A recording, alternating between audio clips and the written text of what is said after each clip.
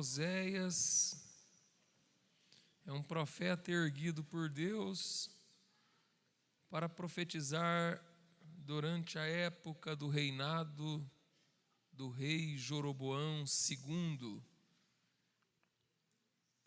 E ele profetiza para o reino do norte, Israel. E a miúde ele chama Israel de Efraim. Todas as vezes que você vê no livro de Oséias reportar-se a Efraim, está falando de Israel, reino do norte. Uma época em que a nação de Israel vivia o seu apogeu econômico, financeiro, o auge da sua prosperidade material, ao mesmo tempo em que ele vivia um ápice da sua glória humana, material, econômica, a sua vida espiritual andava no caminho contrário, inversamente proporcional. Sua vida material, sua vida social estava no auge. E ao mesmo tempo a vida espiritual claudicante, a vida espiritual capenga, a vida espiritual sofrível. Havia nessa época um contexto internacional, uma disputa nesse tempo pela supremacia internacional, pelo domínio das nações, a exemplo do que acontece nos tempos em que a gente vive hoje. Existe sempre na história da humanidade, existiu uma disputa pela supremacia das nações. Quem é que vai mandar? Quais são as nações? Quais são as potências do mundo? Hoje nós temos a disputa pelo protagonismo econômico da China e os Estados Unidos da América. Em épocas passadas, os Estados Unidos disputavam o protagonismo com a antiga União Soviética, dois blocos econômicos, bloco capitalista, bloco comunista. Isso, ao longo da história, sempre foi uma realidade. Nessa época, a Síria, Egito e Babilônia disputavam a supremacia do mundo. E no meio desta realidade, desse contexto, estava ali a nação eleita de Deus.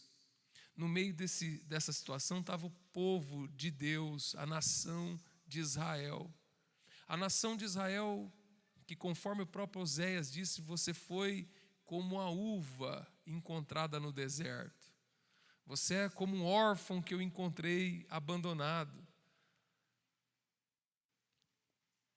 A nação de Israel foi estabelecida por Deus, recebeu a lei de Deus e deveria viver a sua história e a sua vida exclusivamente na dependência de Deus. Deveria estabelecer a sua confiança exclusivamente no Senhor. Todavia, não foi esse o destino de Israel. A sua escolha foi por não confiar em Deus, mas se esquecer das promessas de Deus e fincar a sua confiança na Assíria. Israel apostou todas as suas fichas na Síria. Israel estabeleceu acordos e alianças com a Assíria. Apostou todas as suas fichas na Síria, acreditando que, ao fazer isso, ela estaria estabelecendo um elo, um acordo, uma aliança que lhe garantiria segurança, que lhe asseguraria e manteria sua rota de crescimento e prosperidade. E então vem o profeta com a voz de Deus E eu acredito que essa voz do profeta também fala aos nossos corações. Porque nós precisamos mais do que nunca aprender a depositar a nossa confiança no Senhor. Nós precisamos mais do que nunca aprender e a desenvolver o hábito contínuo, perene, de confiar nesse Deus que nos estabeleceu. Nós estamos de pé porque Deus tem nos mantido de pé. Nós estamos aqui porque o Senhor tem nos sustentado. Tem pessoas que atribuem a sua condição por causa do seu próprio esforço. É porque eu sou muito trabalhador. É porque eu cuido muito da minha saúde. Eu vou à academia.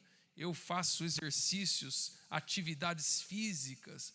Eu sou cauteloso com as minhas finanças, sou muito controlado. Então é por isso, irmão, você pode ser muito bem disciplinado, trabalhador, só que tem o seguinte: se não for Deus na tua vida, se não for Jesus na tua vida, e esse elo, essa aliança que aparentemente dava para Israel uma sensação, uma falsa percepção de segurança, aquilo que ele atribuía a essa aliança externa era, na verdade, o principal motivo da sua ruína e decadência.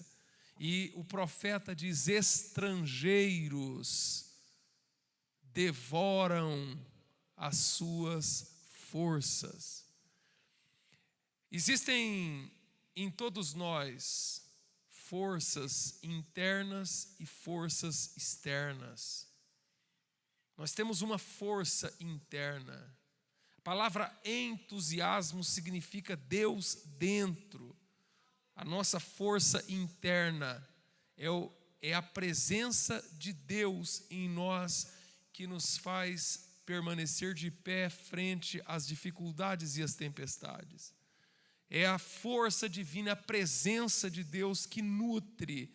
A Bíblia diz que o povo, Daniel no capítulo 11 diz: o povo que conhece o seu Deus se tornará forte e fará proezas. Repito, Daniel no capítulo 11 diz: o povo que conhece o seu Deus se tornará forte e fará proezas. Louvado seja Deus. Tem pessoas que erroneamente, apressadamente, superficialmente pensa que a força de Sansão estava no tamanho dos seus cabelos. A força de Sansão estava no cabelo de Sansão. As suas madeixas deixava forte porque eram cabelos crescidos. Mas a força de Sansão não estava no seu cabelo. É um engano você achar isso. A força de Sansão estava na permanência do pacto, do nazireado entre ele e o seu Deus. A tua força não está no teu talento, tua força não está na tua capacidade, tua força não está nos seus atributos pessoais. Você canta, prega, louva, trabalha, corre para lá e para cá.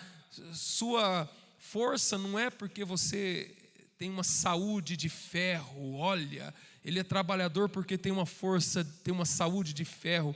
A tua força está na permanência do pacto que nós temos com o nosso Deus. É aí que está a nossa força. A força não está no cabelo. A fraqueza de Sansão está quando ele quebrou o pacto.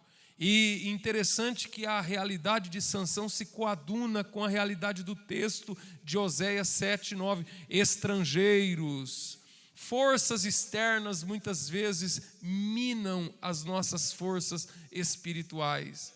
Forças externas concorrem, forças externas concorrem para drenar as nossas forças espirituais. Estrangeiros devoram as suas forças. Estrangeiros, nações estrangeiras. Irmãos, o que caracteriza uma nação? Uma nação é caracterizada por um povo, e nós somos o povo de Deus. Nós somos o povo eleito do Senhor. Nós somos um povo especial, zeloso e de boas obras do Senhor. Nós somos o povo do Senhor. A Bíblia diz que nós somos uma nação eleita. Um povo se caracteriza uma nação se caracteriza pelo seu povo. Uma nação se caracteriza pela sua língua, pela sua cultura e pela sua fé. Aleluia! Nós somos um povo, louvado seja Deus, que o Senhor escolheu. Agora, estrangeiros são povos que não têm a nossa língua, que não falam a nossa língua. Estrangeiros são povo que não tem a nossa mesma fé. E, portanto, não tem, para ele os nossos valores não são nada. Então, forças estrangeiras concorrem para drenar a nossa força, para devorar a nossa força. Louvado seja o nome do Senhor. A Bíblia diz que é Deus que nos dá força para adquirir poder. A Bíblia nos diz em Efésios, no capítulo 6 e no verso 10, fortalecei-vos no Senhor e na força do seu poder. Aleluia! Glória, fortalecei-vos no Senhor e na força do seu poder. Agora, estrangeiros concorrem para invadir e para drenar a tua força, coisas externas. Nós precisamos fechar brechas para não deixar que forças externas se infiltrem em nossas vidas. Nós precisamos nos acautelar e manter um estado de vigilância. Porque o que tem de pessoas falidas espiritualmente, o que tem de pessoas que estão combalidas, o que tem de pessoas que estão anêmicas, o que tem de pessoas que estão com as baterias espirituais completamente descarregadas, exauridas, desertificadas, perderam o brilho, perderam o viço, perderam a alegria, perderam o vigor, aleluia, perderam o vigor, porque se deixaram levar por influências externas, porque deixaram levar por influências, louvado seja Deus, externas ao Evangelho, externas ao ministério. Nós somos uma casa, nós somos uma igreja, nós temos uma doutrina, nós temos um costume, nós temos uma cultura, nós somos uma nação, aleluia, e nós temos que bloquear certos acessos, certas alianças, certas coisas que muitas vezes nos cerceiam no sentido de fazer fugir de nós, esvaziar do nosso coração a nossa força. A Bíblia diz que se nos mantermos frouxos no dia da angústia, a nossa força será pequena. Louvado seja Deus, louvado seja o nome do Senhor. Forças externas, estrangeiros, não permita que estrangeiros que não entendem a tua língua, que não valorizam o teu território. Forças externas, irmãos, nós somos uma igreja, no nosso ministério do Ipiranga, tudo isso que nós temos aqui, que nós vivemos aqui, Isso aqui foi feito com muito suor, com muita luta, com muita peleja, com muita bravura, com pessoas ao longo desses anos todos que construiu tudo isso aqui. E que nós estamos aqui hoje na presença do Senhor, gente que lutou, gente que chorou. Isso aqui não veio de mão beijada não, irmão. Isso aqui custou lágrima, custou suor, custou sangue, custou sacrifício de muita gente. Nós precisamos aprender a dar valor à nossa nação, porque a Bíblia diz, nada vale, assim diz o comprador. Não é assim que diz o provérbio? O comprador sempre não quer pagar o que vale. O comprador sempre quer menosprezar o valor das coisas, real das coisas. O que vive de comprar, ele compra, depois ele quer vender caro. Quer comprar barato, mas quer vender caro. E muitas vezes nós aprendemos ao quê? A acreditar no preço que os outros colocam nas nossas coisas. Os outros que querem colocar preço aqui em nós, de jeito nenhum. Nós não vamos deixar que agentes estrangeiros venham minar a nossa força, porque a nossa força vem do Senhor. A nossa força está em Deus. Nós não caímos, nós não somos paraquedistas, aqui não é paraquedista. Nós somos uma igreja séria, um ministério sério, um ministério sólido e um ministério que é provado no tempo. Nós não somos aventureiro que chegou aqui ontem. Nós somos aventureiro não, irmão. Estrangeiros devoram as suas forças. Não permita que nada invada, a Bíblia diz, para que não sejais meninos, levado por toda a roda de doutrina. Nós não podemos nos comportar como crianças. Nós não podemos nos comportar como meninos. Já passou a hora, irmão, você já faz tempo que você foi novo convertido, irmão, isso aí já passou.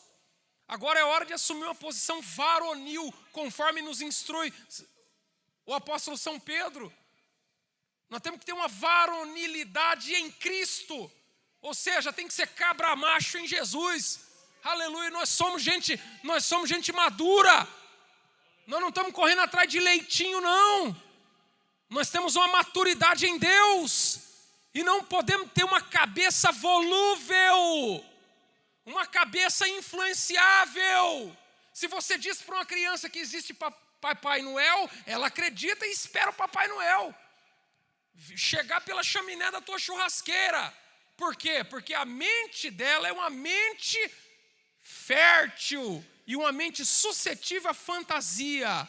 Mas se você diz para um adulto sobre o Papai Noel, a gente pode até conversar com a criança sobre Papai Noel, a gente pode até entender sobre o assunto, mas a gente sabe separar o que é fantasia e o que é realidade, por causa da mente amadurecida. Você sabe o que é uma coisa e o que é outra. Você sabe discernir a casca da semente, meu irmão. Louvado seja Jesus. Você está entendendo a doutrina de hoje aqui? Nós não podemos ter uma cabeça suscetível, influenciável a conversa mole. A conversinha de gente de fora para dentro. Todo mundo que patacar pedra na igreja precisa sair dela. Você não vai tacar pedra em você mesmo. Você sai e começa a jogar pedra. Tem que estar do lado de fora. Só taca pedra quem está do lado de fora. Estrangeiros devoram a sua força. Irmão, tem pessoas que chegam perto de você para quê? Toma cuidado com pessoas que você mantém comunhão. Tome cuidado com pessoas, com amizades, com pessoas que se aproximam de você com certos interesses. Com interesses que nem sempre são interesses relacionados à fé, ao evangelho, ao cristianismo, e que não está interessado na tua vida espiritual. Muitas vezes se aproxima de você para plantar semente maligna. Muitas vezes aproxima de você para causar desânimo. Muitas vezes se aproxima de você e fica levantando problema da igreja. Que igreja não tem problema, irmão? Qual igreja na face da terra que não tem problema?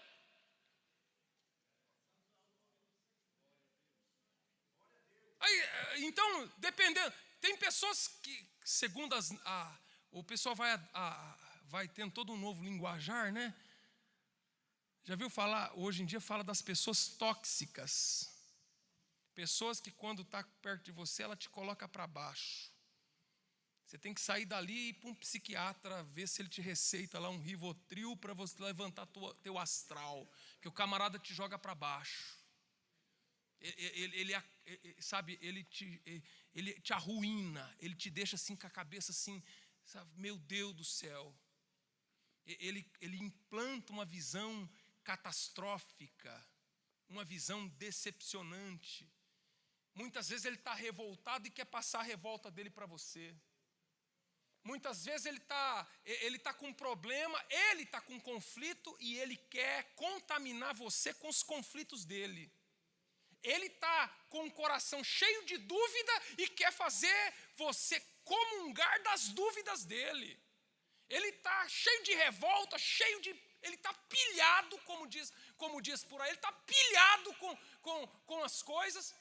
É questão dele que ele precisa resolver no Calvário, mas ele não resolve. Aí ele quer chegar em você para vir compartilhar. Estrangeiros devoram. Aí você que está animado, você que está na oração, você que está na... Irmãos, o contágio, emoções, se você ler lá o livro 48 Leis do Poder, está lá. As emoções negativas, elas são contagiantes como a praga, como o coronavírus, como o H1N1, como a lepra, as emoções negativas. A pessoa está com a alma perturbada, está revoltada, está cheio de revolta. E muitas vezes essas revoltas são por questões pessoais. Mas ela quer fazer das questões pessoais, do orgulho pessoal, quer transformar o orgulho. Estrangeiros! Quer fazer do seu orgulho pessoal, das suas motivações, das suas revoltas, das suas indignações, das suas insatisfações. Ela quer fazer isso uma panfletagem. Uma panfletagem. Ela quer chegar em você para vender esse peixe para você. Só que é o seguinte, irmão. Se você parar de olhar para Jesus para olhar para o problema vai tomar conta de você. Vou falar para você uma coisa, eu sempre disse isso aqui. É que nem a questão da depressão. A depressão é um zoião que está em todo mundo aqui. Está um zoião assim. Fica olhando para ela para você ver. Se ela não te pega. Olha para Jesus, irmão. A depressão está com um zoião assim em cima de nós. Está assim, tá em cima da gente. Está em cima da gente. Você está lá, é que nem quando você está dirigindo o carro na serra. O buracão está lá embaixo. Você fica olhando para o buraco. É para o buraco que você olha, irmão. Estrangeiros devoram. Se você ficar olhando para o buraco, irmão, o buraco te puxa para o lado dele. Em nome de Jesus, eu estou aqui como profeta do Senhor, como arauto de Deus, para ministrar na tua vida, para que você não caia nesse buraco. Você está descendo o carro, às vezes você dá uma olhadinha, chega a dar um frio assim, mas eu já tiro o olho daquilo e olho o quê? Na marca da pista. No guarda-reio, fala daqui para cá. O carro, quando dá aquela questão de aquele escape da curva, você já joga ele rapidinho, porque você tem que ficar ligado aonde? No caminho. E o caminho é Jesus. Enquanto você estiver no caminho, aleluia, o buraco vai olhar para você. E tem gente que caiu no buraco, tem gente que arruinou a vida espiritual, tem gente que deu cabeçada, tem gente que se lascou inteirinho e ele não está contente. Ele está lascado, ele está com a vida espiritual caída, e aí ele sabe o seguinte, é que nem o diabo foi expulso do céu, e o trabalho dele agora é só um, fala, eu sei que não tem mais jeito para mim, eu sei que estou condenado, e meu trabalho é ver se eu consigo levar um monte de gente comigo para o buraco do inferno, para onde eu estou indo. E é isso aí que acontece. Por quê? Porque a pessoa já se lascou. Aí quer lascar você também. Já está caído, quer ver você cair também. Ele já está com o coração envenenado. Tem gente que está com o coração envenenado. Tem gente que está mordido de cobra, está envenenado. Sabe, o camarada está mordido, está envenenado, está cheio de... Meu Deus do céu!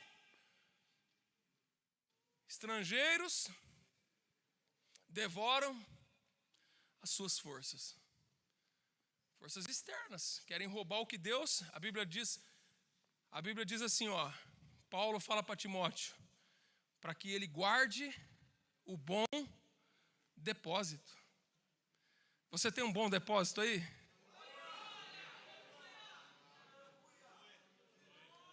Bom depósito. Na lei tem o fiel depositário. Quando o Estado precisa proteger, ele dá... Às vezes o Estado ele precisa proteger um valor, questão de família, de direito, tal. Aí ele escolhe uma pessoa e chama ela de fiel depositário. Aí o Estado vai lá e fala, tá aqui, você guarda, porque em você eu confio. Aí aquele valor, aquele bem que está na mão do fiel depositário, o Estado confia que ele não vai sair por aí queimando, porque é um fiel depositário. E Paulo fala para Timóteo, Timóteo, guarda o bom depósito. Louvado seja Deus. Guarda o que você recebeu da parte de Deus. Estrangeiros devoram as suas forças. Não deixa que nada externo venha bagunçar com a tua cabeça.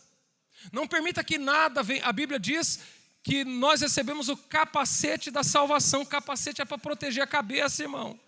Você não pode deixar a tua cabeça ir por conversa alheia. Você tem que confiar no que Deus está fazendo na tua vida. Você tem que confiar, irmão, sabe no quê? Louvado seja Deus. Eu falo a verdade, irmãos.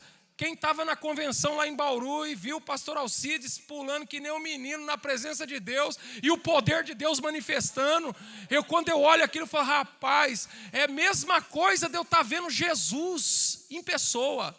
É a mesma coisa de eu estar vendo um daqueles apóstolos da Bíblia Sagrada, eu estava vendo no rosto brilhando do nosso pastor, ali naquela sede em Bauru. Foi ou não foi? É a mesma coisa, irmão. Eu não sei, eu nunca vi um apóstolo desses da Bíblia em carne e osso, mas aquele dia eu vi nele a unção que tem nesses apóstolos, nesses homens de Deus. Aí eu vou falar, olha o que é o valor e o patrimônio espiritual da nossa igreja e do nosso ministério. Olha o que é isso, irmão, aleluia.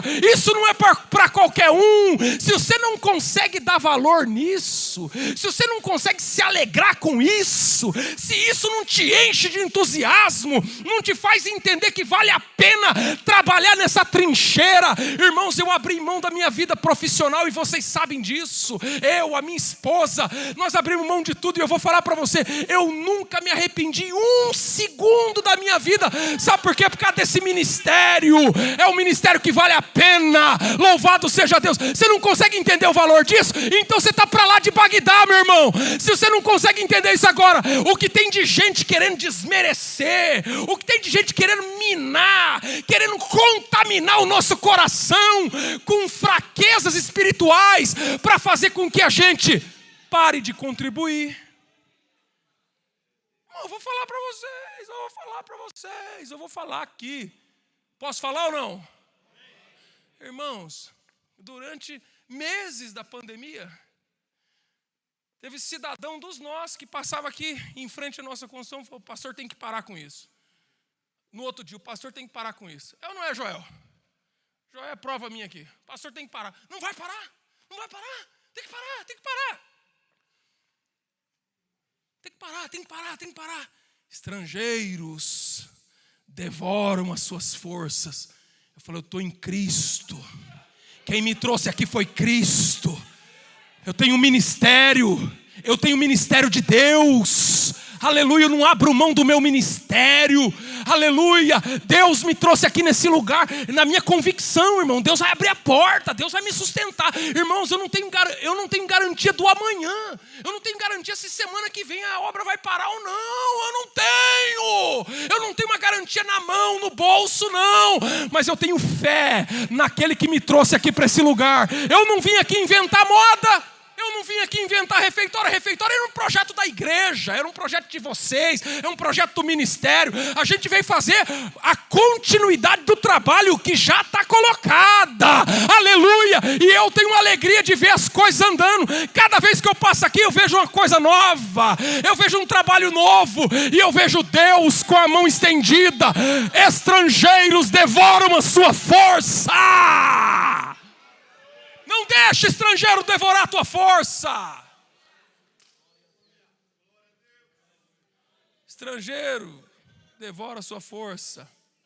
Não deixe, irmão, não deixe. Sabe por quê? Porque Satanás quer plantar uma tristeza dentro do teu coração.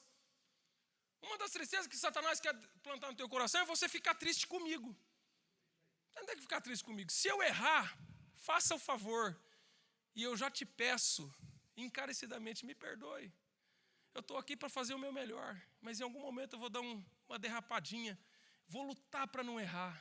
Vou lutar para não errar com você.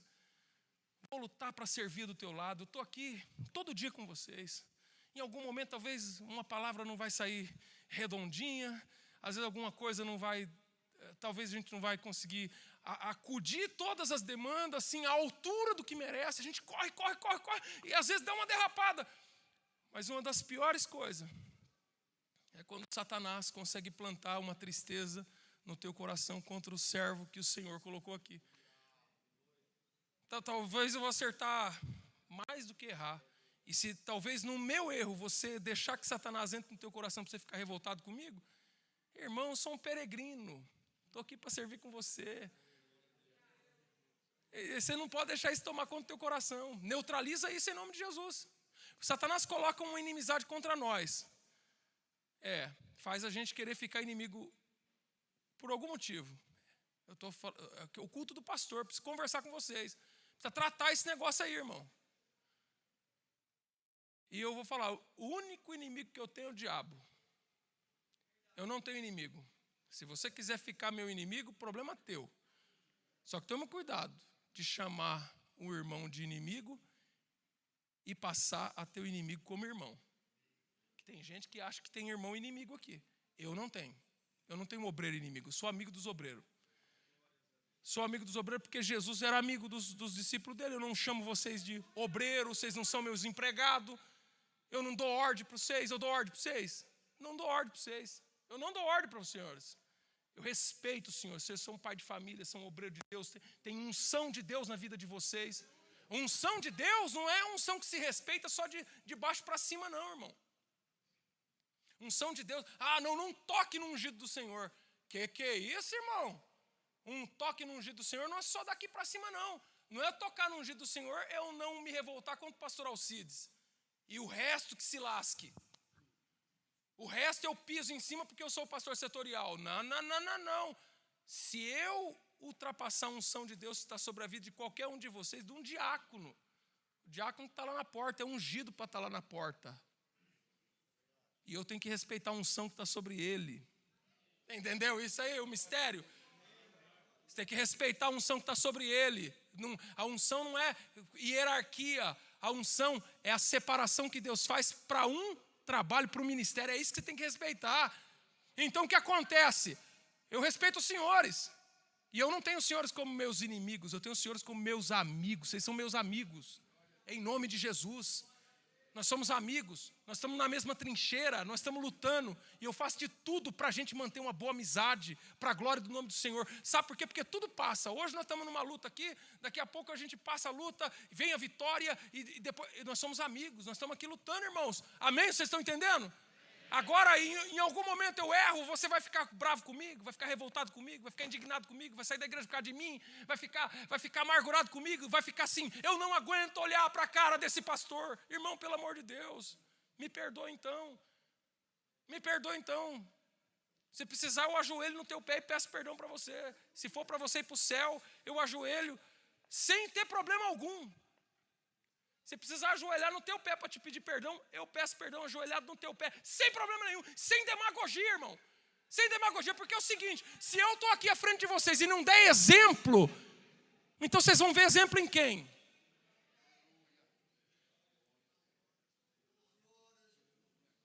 Agora, o que não dá é você deixar que essas coisas entrem dentro de você, de fora de Satanás. Você fala assim, não estou, sabe, eu estou abusado. Ou eu estou falando de mim aqui porque eu estou me expondo para vocês. Mas pode ser que a tua revolta seja com o teu dirigente da tua congregação. Pode ser que a tua revolta seja com um outro obreiro aqui da igreja. Ou com outro irmão que de alguma forma passou por você, não te cumprimentou, não olhou na tua cara, e você falou, não vou com a cara desse irmão. Isso é do diabo, irmão. Não deixa isso acabar com a tua vida espiritual. Às vezes o irmão não te cumprimentou porque o irmão estava com problema, estava com a família doente, com o filho internado, com a esposa angustiada em casa, cheia de coisa, e aí passou perto de você e não cumprimentou, e aí você deixou aquilo entrar no teu coração, e você nem sabe o lado dele. Em nome de Jesus, estrangeiros devoram as suas forças. E você precisa ter tratado, porque quando essa seta vem maligna, o doutor Augusto Cury, ele ensina que a gente precisa, eu vou falar do doutor Augusto Cury, ele ensina assim que a gente precisa aprender a impugnar os pensamentos que ele chama de pensamento killer, pensamento morte. E boa parte dos escritos do Augusto Cury coaduna com a Bíblia. Inclusive ele escreveu muitos livros em cima da Bíblia. E na verdade isso tem a ver com a teoria da psicanálise que ele desenvolveu lá. Mas quando ele fala essas coisas, eu entendo certinho. Biblicamente, eu consigo fazer a transmutação pela palavra de Deus, porque a Bíblia diz que as armas da nossa milícia não são carnais, mas são poderosas em Deus para a destruição das fortalezas. Então o que acontece? Quando vem o ressentimento dentro do nosso coração, o que a gente faz? A gente se arma, cria fortalezas. Aí tudo que a pessoa fala, uma paz do Senhor já vira uma provocação. A pessoa deu uma risada, rapaz, o camarada lá rindo da minha cara. Esse camarada é o Satanás. É nada, irmão. Pelo amor de Deus. Isso é uma armadilha do diabo. Você acabou caindo você está preso a uma arapuca que o diabo te colocou na tua mente. E você precisa aprender a neutralizar, impugnar os pensamentos killer, que é o pensamento morte. Isso destrói a tua vida. Agora, você sabe qual que é o detalhe do texto? E eu já estou terminando. Estrangeiros devoram as suas forças e ele não sabe. Olha só, estrangeiros devoram a sua força, mas ele não sabe. Tem uma chaga mortal que está destruindo a vida dele, mas ele não sabe. E eu vou falar uma coisa para você, porque a fratura exposta, só para a gente terminar, que a fratura exposta é assim, irmão. Quebrou, deu uma fratura exposta, o que você faz? Liga para o SAMU, todo mundo acode, pega uma faixa, enrola, fratura exposta. Está na cara do gol o negócio. Está todo mundo vendo a sangria. Socorre logo. Dificilmente a pessoa morre. Agora, e aquela doença que está quietinha lá?